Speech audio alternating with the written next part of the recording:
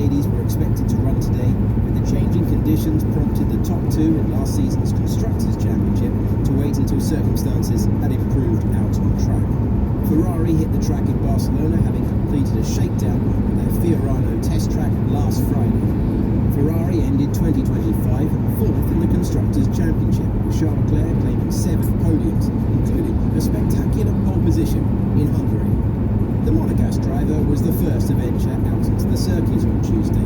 The 8-time race winner completed significant running in the morning, important mileage for the Scuderia. I'm very excited to see what the others have in store and when we start pushing a little bit more to see where we are compared to the others. I think this year is a big opportunity for every team to do something different and to maybe gain a bigger advantage than we've seen in the last few years. I hope we are the team that will manage to make the difference wherever we start and we push at the maximum to try and bring Ferrari back to the top. It's been quite a few years, so I'm hoping that this one is ours. 7-time world champion Lewis Hamilton took the wheel of the afternoon session. The Briton, who claimed sprint victory in China last season, is looking for his first main podium in red this year. The rain eased for the Scuderia driver throughout the afternoon, albeit not enough for dry tyres. I think we got 120 laps or something like that, given it's the wet conditions and we had a red flag, and that, I think that's pretty solid.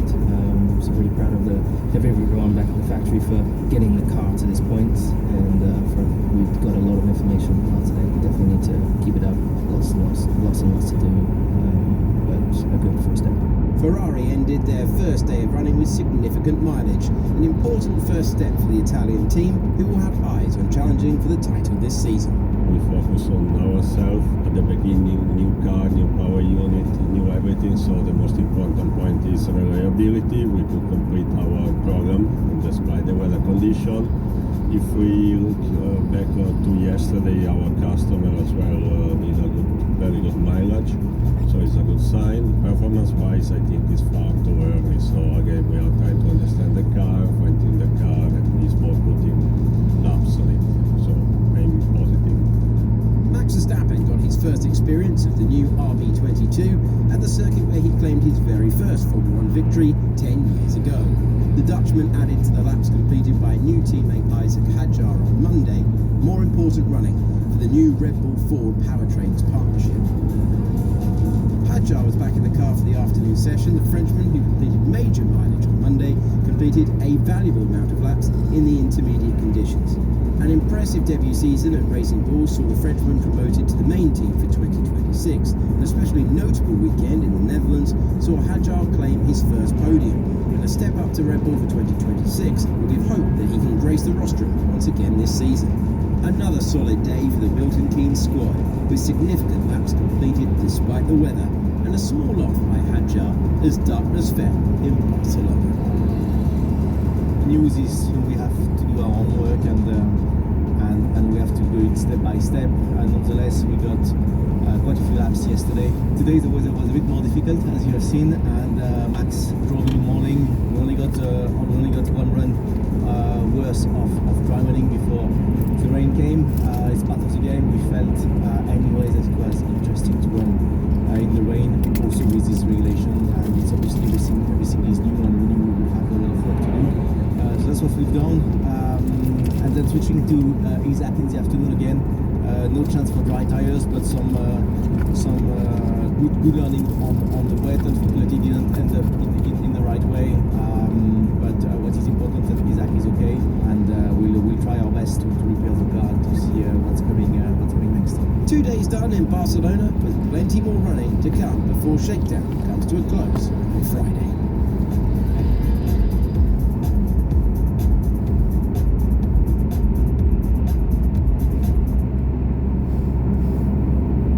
F1 2026 test is one of the strangest we can remember, but it's already been surprisingly revealing. We've seen 8 teams on track so far, got a hint of some early problems, insight on what the new cars are like to drive, and more. So here's what we've learned already as we've started unpicking an unusually secretive test. Mercedes, Red Bull and Haas have shared the earliest wins between them. Pre-season favourite Mercedes beat everybody out of the pits on day one and had a very productive day in which both Kimi Antonelli and George Russell got to drive. They racked up more than 100 laps between them, a feat also achieved by Isaac Hajar alone in the new RB22, which set the fastest time on Monday. Hajar was clearly delighted with what he called a very good first day at Red Bull and admitted they were surprised to manage a lot more laps than we expected. But has had both teams beat on mileage as Esteban Ocon gave Ferrari's new engine a thorough run-out by clocking up a whopping 154 laps. Lap times themselves mean very little in this test and next to nothing unless you know that a team drained the tank, rinsed the battery and still ended up 5 seconds off the pace. But it's all a useful reference for the rest of the week and gives a clue for who seems comfortable at least starting to lean on their car a little more. There's no doubt these teams have started on the front foot. Your first pop around. What's the biggest rumour surrounding each of the 11 F1 teams headed into the 2026 regulations? With the Formula 1 season set to get underway, a €42,000 Alfa Romeo.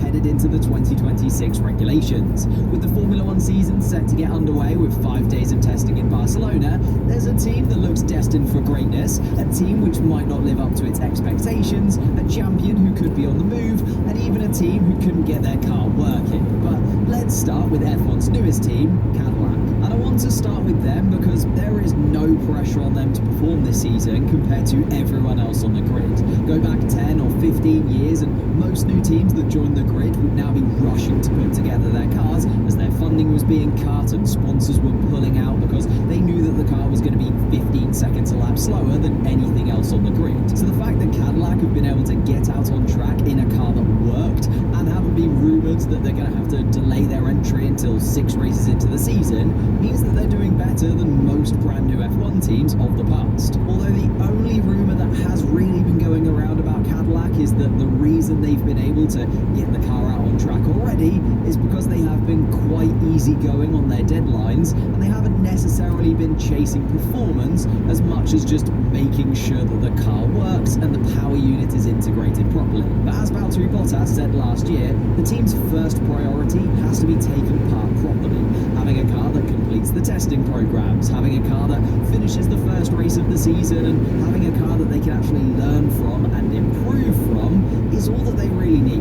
Let's continue on a positive note because even though many teams later in this video seem to be struggling, there's a lot of positives coming out of the Mercedes part of the grid. We all knew that Mercedes would still likely be the best engine choice on the grid due to its longevity compared to the other engine competitors, as Mercedes are the only manufacturer other than Ferrari that is carrying over from F1's previous era without any significant changes. And the only reason that they stopped dominating the sport between 22 and 25 was due to a misunderstanding of their aero platform because they weren't sure how to best design with ground effect in mind, which is now a lot simpler again as it was before 22. And on top of all that, the rumour surrounding Mercedes is that they've also been able to find a loophole in F1's new technical regulations which only allows their engine compression ratio to be at 16:1. Mercedes realised that because the compression ratio of their engine is only going to be measured when the car is stationary, so when the power unit is a much lower temperature than it would be out on track, they found a way to increase the compression ratio of their engine out on track while staying within the regulations inside of the garage where the measurements will be taken. At first I thought this might be a bit overstated, but in recent weeks the FIA have called together all of the engine technical experts from each of the teams to discuss the compression ratio rules and actually change the way that the engine compression ratio measurements will be taken in the future. However, because it's too late for all of the engine teams to change their designs before the start of the season, the regulations and the measurements will stay as they are, with the new changes only coming into effect maybe later in the season or possibly even for 2027. So we can see the Mercedes team come out of the garage flying at the start of the season. Although if that is the case, the only thing that could stop them from complete domination is the fact that they do have to give those engines to Williams, Alpine and McLaren too, which bodes very well for McLaren continuing their winning form of recent seasons. After back-to-back Constructors' Championship wins and finally getting a Drivers' Championship win last season with Lando Norris, who will be racing with the number one for the 2026 season, the Papaya team now just need to carry that knowledge and momentum into the new regulations. I could have spent this section of the video discussing Papaya rules for like the 100th time in the last year, as that did still feel like the team's biggest failing last season, and is still being talked about even by Andrea Stella ahead of testing. But let's park that until I do a video on the actual drivers themselves, because the other rumour going around is that McLaren will not be making any major upgrades between pre-season testing and the first race in Australia. Most teams at the start of a new regulation cycle understand that they're going to be learning new things constantly, and this means that most teams usually start off with a very basic version of what they think the best design will be for the start of the season, and then they constantly adapt it and change parts around, meaning that the testing car we see at this point in the year and the car that actually takes to the first race of the season end up being completely different. But McLaren's Rob Marshall has said, between Barcelona and Melbourne, I think what you see is probably pretty much what we'll bring to the first race. I think bringing a lot of new stuff to it early doors would complicate stuff, and I think we're better off understanding our platform before we get too keen on redesigning it. It's a completely different path to what the other teams are doing, and I mean, they haven't even conducted a shakedown of their car before testing, and they've opted to miss the first day of testing too in favour of having more development time on this first iteration of car, meaning the first time the McLaren team will actually run a car out on track is going to be much later than the teams we expect to be their competitors. It's a real gamble from them. On one hand, McLaren aren't going to make changes until they truly understand their car, whilst also getting to see what other teams have come up with, so they can adapt their design fewer times, meaning that they don't have to commit too many resources under the cost cap era. But it can also mean if their first design isn't a strong baseline, or they realise that they've made a fundamental mistake in development once they actually get their car out on track, they could start the season very slowly and be in the race to catch up with the rest of the pack, whilst they also continue to develop ahead of them. You could argue though that they did start the last rule set pretty close to the back and then turned it all around, so McLaren will definitely be an interesting team to follow over the next few months. Which is also definitely the case at Ferrari, and the problem with doing a video about interesting rumours surrounding each team is that the Ferrari section could easily be 5 hours long. There are constantly rumours coming out about Ferrari almost every day. They are the most talked about team on the grid going into every new season by a considerable distance, and after how bad 2025 was, the rumour mill has been even busier than ever. Of course, the main rumour that comes from the Scuderia at this time of year is how the 2026 season has given the drivers and team optimism that they're going to be able to use the regulation overhaul to get back to winning ways. But those winning ways haven't happened for 20 years now, so I'll believe it when I see it. However, there is a particularly interesting rumour that I want to touch upon, linked to what I mentioned before with McLaren. Whilst the Papaya team are not planning any significant upgrades, Ferrari have gone for the complete other extreme, making two completely separate cars, one for testing and one for racing. The car we saw at their launch is their Spec A car, which will be used throughout pre-season testing to build up the engine reliability and get data for the new regulations, giving the Ferrari team more data to use in their simulator and wind tunnel to research and develop a completely separate car for the Australian Grand Prix. They've even been bringing over their WEC engineers, who have been very successful in the last couple of seasons, to their Formula One project, just to make sure that the car's development is going to plan. It is the opposite of what McLaren are doing, where the Papaya team are biding their time and saving their resources for later in the season. Ferrari are spending a lot of their resources at this early stage of the season, developing one car whilst another collects data, so that they can make sure they hit the ground running with as strong a car as possible for the first race. The gamble from Ferrari's side though is if the car they develop isn't as quick as they were hoping in Australia, they could have a very long season ahead of them once again, where they have to be very strategic in which resources they have left. Let's talk about Alpine and how the biggest rumour around the French team has nothing to do with if they'll be competitive out on track this season, because let's face it, they won't be, but instead about how much money they may end up being sold for, and if Christian Horner will be making a return to the Formula One grid. Rumours around the Alpine team being sold off to somebody else have been around for a while. Huge changes to the higher-ups at Renault and Alpine, cancelling the Renault engine programme to become a Mercedes customer, and bringing in Flavio Briatore to run your team makes you understand why a lot of fans believe the Alpine team could end up being sold to a new owner at some point, which has gained even more traction recently, as after Christian Horner was kicked off the grid by Red Bull last season, he's been trying to squirm his way back onto the Formula One grid, and this time with a stake in the team like Toto Wolff has at Mercedes, which is where the stars seem to have aligned, as Christian Horner is in negotiations not just to work for, but to buy into Alpine. You might remember a few years ago in 2023, Alpine sold 24% of their team to a consortium including Brian Reynolds, Rob McElhenney, Patrick Mahomes, some very big names. And it's that 24% stake in the team that Christian Horner and his new team of investors have got their eye on. Obviously, the other 76% would still be owned by Renault, so we wouldn't have to deal with Horner F1 being on the grid anytime soon, but Horner isn't going to sit in the background if he's part of that Formula One team, is he? Especially considering how successful he was at Red Bull, I think he would back himself to finally turn the Alpine team around, and to be fair to him, he can't really do much worse than all the plans that they've had before during the last regulation cycle. Like, remember the 100 race project they put in place back in 2021, saying that they would be winning races in 100 Grand Prix time, but in reality, throughout the ground effect era, they dropped from the 4th best team in the Constructors' Championship to last. Fernando Alonso and Oscar Piastri both left, along with a rotating door of team principals and higher level staff, and their last victory was in 2021 at the Hungarian Grand Prix, before this 100 race project even started. So let's see what Christian Horner can do. And similar to Alpine, the rumours around Haas are about if they'll actually be known as Haas for much longer because of their new title sponsor on the Haas car for this season and the team increasing the strength of its deal with Toyota. Haas first started their technical partnership with Toyota back in 2024, with the idea being that Haas could slowly move out of the shadow cast by Ferrari.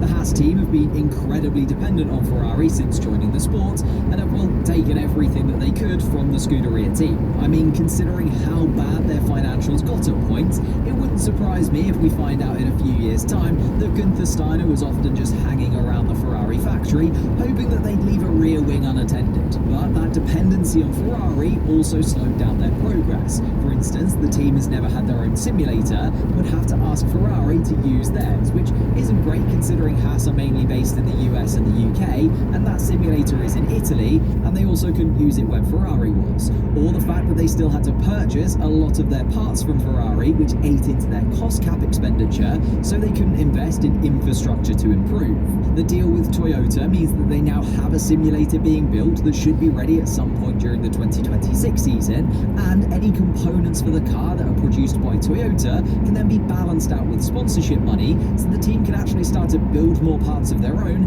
and actually invest in infrastructure with the hope of catching up to the super factories that the other top teams have. However, Toyota aren't just doing this for fun. Haas have also had to take on new reserve drivers in Ryo Hirakawa, who's a Toyota hypercar driver and two-time world endurance champion to be fair, along with Ritomo Miyata, who's racing in Formula 2 at the moment. The F1 simulator will also be used by Toyota drivers once completed, and Toyota have also been sending its engineers to Haas's factory to learn about F1 processes and design ideas. So although when Toyota and Haas first made this deal back in 2024, they said it's just a technical partnership and Toyota won't be rejoining the F1 grid, even repeating the same in interviews, stressing the partnership is purely about improving engineering capabilities of both organizations. The partnership is getting stronger and stronger, the Haas car is getting more and more competitive, and I could see a world where when Behrman or Ocon leaves, Toyota place one of their own factory drivers into that vacant seat.